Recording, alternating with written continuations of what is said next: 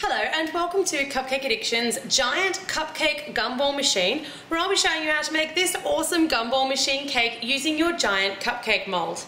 Tools and equipment that we will be using today, and there are a lot of them. I've got a glass jar. Now if you can find a perfectly round fishbowl style glass jar that has a lid on it, by all means get one. I did come across a couple, they were incredibly hard to find, so I'm going with a standard candy jar. It's got a slightly flat top and one slightly flat edge. They've all got lids and they come in all different sizes. I'll leave dimensions for this in the description box below. I've got some melted red candy melts. I've got 3 circle cutters, varying sizes, and I will leave the sizes for those in the description box below. I've got some ribbon. I've gone with blue, but you just want to choose a contrasting colour of ribbon. I've got a paintbrush and a little bit of water. I've got a fondant roller.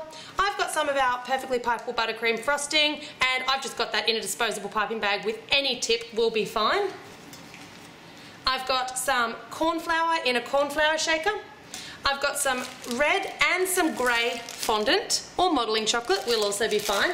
Of course I have my gumballs, I have a knife, and I have a spoon. Let's get started. I've got an iced cake board here. So this is just a cake board that I've iced. If you're not sure how to ice a cake board, you can have a look at our tutorial. I'll leave a link to that in the description box below. And I've iced it in a nice bright colour because I always ice my boards. It helps the cake to really pop. I've got my giant cupcake. Now, this is ready to go based on our Giant Cupcakes Basics series. So if you're not sure how to cook your giant cupcake, you can view the links in the description box below. I've made the giant chocolate patty pan, or the giant chocolate cupcake case, using red candy melts. I've filled that with some of our red velvet cake. We've got a recipe for that on our channel. And I've used cream cheese frosting, but I've only baked the bottom half, and I've only used the bottom half. So I didn't even bake a top half to this cupcake. We didn't need it, and I've made sure to keep all of my mixture crumb coated, iced, well within the, I guess, the boundaries of the top of that cupcake case.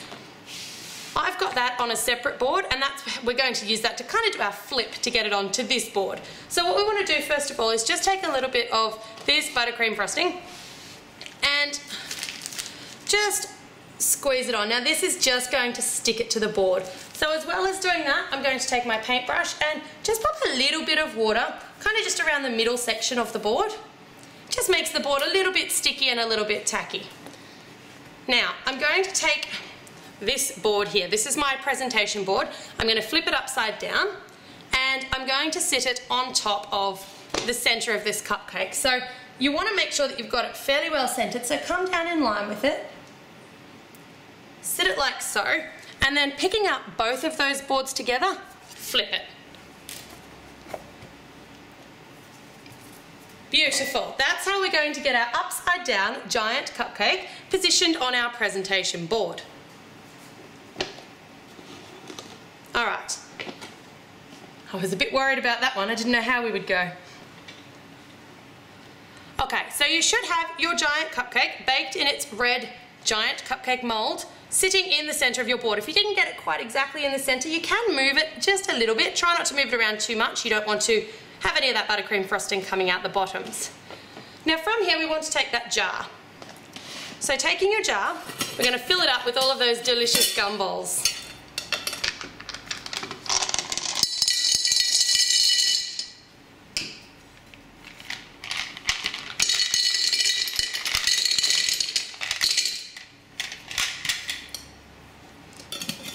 And I didn't want to completely fill mine. I just filled mine about 2/3 of the way, even halfway, and then flip it upside down. Make sure that lid's on nice and tight, and as I mentioned, I have got a jar with a lid because that's what's keeping our gumballs in there. We're going to take some of that red candy melt, spoon it onto the top of our giant cupcake, or that's now turned into our gumball machine base. Make sure you've got a fair amount on there because we do want to make sure that this sticks. And taking your gumball top, sit it on top of that melted red candy melt. And you'll see there, you can actually see that candy melt coming out the bottom. That's going to form a really nice tight seal. Now I'm actually just going to support this with my hands because I don't want it to slide off. There's quite a bit of weight in that top half in that gumball machine. So we're just going to wait now until that chocolate seal is nice and set, and then we'll come back and keep decorating. Alright, so after patiently waiting for my chocolate seal to completely set, you should have something that looks a little bit like this. It's probably not the ideal angle to be showing you on, but you get the general idea, and we will pop up some still shots at the end of this so you can see how it all looks. Now we want to move on. The next part that I'm going to do is going to be the little gumball mechanism. So I'm going to take some of our grey fondant, and that's just white fondant that I've added either a little bit of black food colouring to or a little bit of black fondant to. As I've kneaded that colour in, I actually haven't kneaded it all the way through. So I've kind of halfway mixed it, but not completely. So you can see there I've got kind of a marbled effect. That's the effect that I want for my gumball mechanism. If you have access to edible silver paint or airbrush colour silver, anything like that, that would look absolutely fantastic here. But I know not everybody's going to have access to that, so we're going to work with grey today. So I'm just going to sprinkle down a bit of cornflour to prepare that surface, and I'm going to roll out a piece.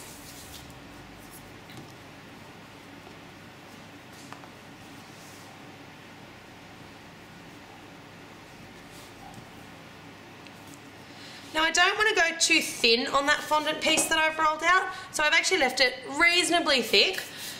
With your gumball machine, pick your best side. So one side or the other is going to be slightly better of your cupcake case. You might have fingerprints or whatever. So this is my best side, and I'm going to work with that one. I'm going to take my knife, and I'm basically just going to cut a bit of a rectangle shape. So you can go as detailed as you want with your gumball mechanism, but I'm just going to do quite a simple one today that's pretty easy for anyone to do. If you want to end up with little turny wheels and all that sort of stuff, you absolutely feel free.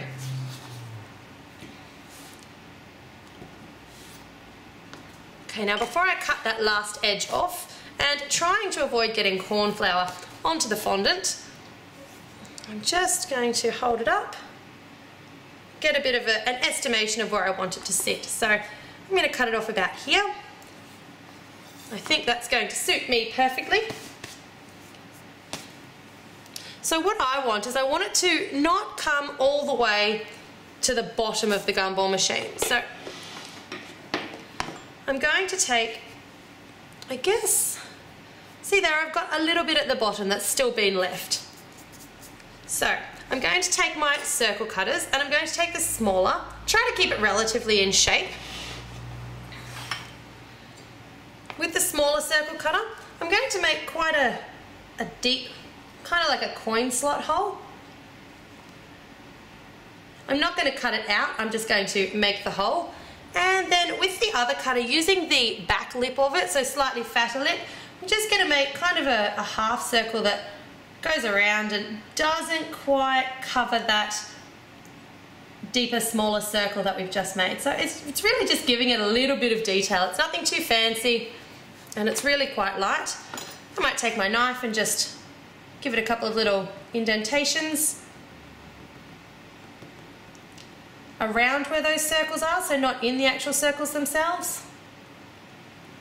And that's just giving it a little bit of texture. So as I said, you can be as detailed as you like here.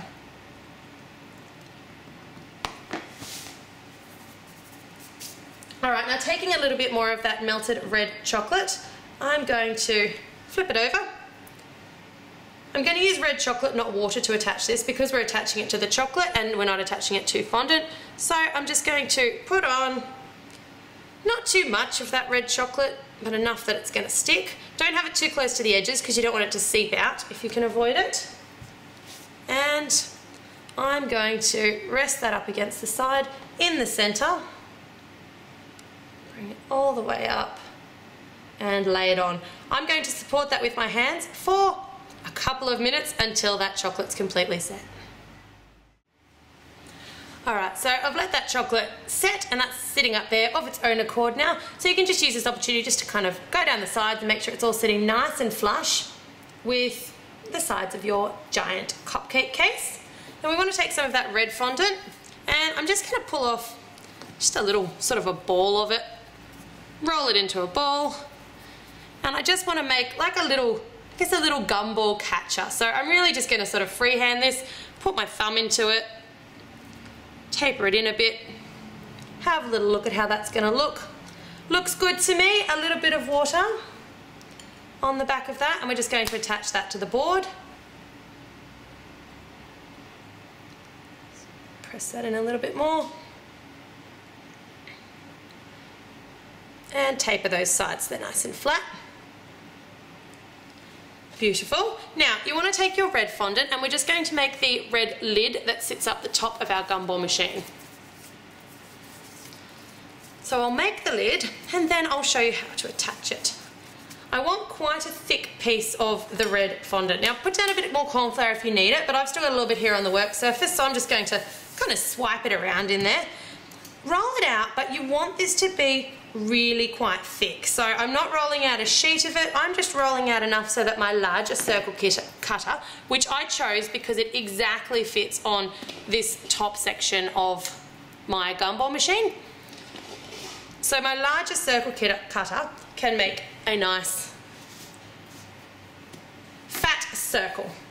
Now with that fat circle, you want to just use your fingers and just taper the edges around. So you're actually kind of making it into a bit of a dome, but you've used that circle to make sure that it's all nice and symmetrical, well sized, and it's going to sit nicely. So just patting down the edges on an angle as neatly as you can.